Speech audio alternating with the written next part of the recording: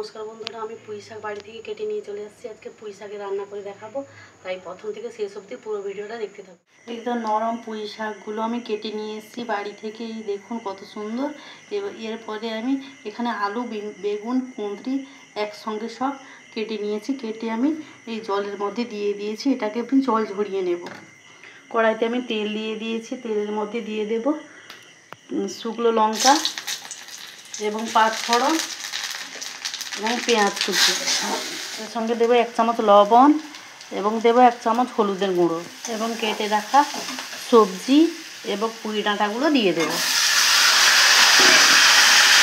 যেহেতু এখানে লবণ আর হলুদ দিয়েছি, এখানে দেওয়ার আর কোনো প্রয়োজন নেই। এভাবে ঢাকনা দিয়ে দিয়ে আমি ভালো করে এটাকে কষিয়ে নেব।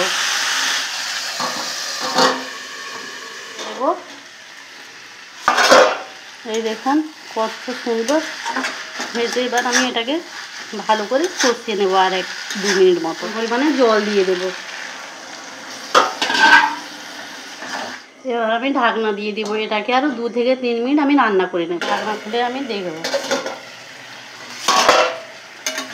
এই পুঁই শাকগুলো এইভাবে আমি একটু ঘেঁটে নেব।